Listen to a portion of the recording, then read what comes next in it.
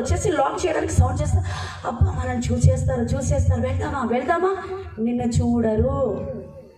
చూడరు. మళ్ళీ నీ ప్లేస్లో నేను వదిలిపెడతా. 5 days నేను ఆయనతో అలాగనే ఉన్నా.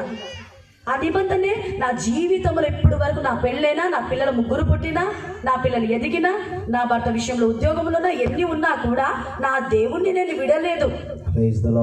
చాలా మంది ఏం చేస్తారు, మంత్రాలకి వెళ్తారు. మొగుడు మాట వినకుంటే మంత్రాలు, తాయెత్తులు. నా భర్త బాగా చూసుకోవడం లేదంటే మంత్రాలు, తాయెత్తులు పెట్టుకొని శుద్రశక్తుల చేత నింపబడి ఉన్నారు. కుటుంబాలలో క్రైస్తవులుగా ఉన్నారు, కానీ ఇళ్లలో అన్ని అవి కట్టి పెట్టారు. చాలా ఇళ్ళకి వెళ్తుంటాను నేను ప్రేయర్కి. ఆ ఇళ్ళ చూసినప్పుడు ఏంటమ్మంటే మాట వినడమ్మ వాడు, అందుకు వెళ్ళారు. చీకటి శక్తులతో నింపబడుతున్నాం మనం. నిజమైన దేవుడి గుర్తెరగడం లేదు. నిజమైన దేవుడు ఎంత గొప్పవాడు, మన జీవితంలో ఎంత గొప్ప కార్యం చేస్తాడు. నిరీక్షణ ప్రార్థన ఎన్నడూ వృధా కాదు.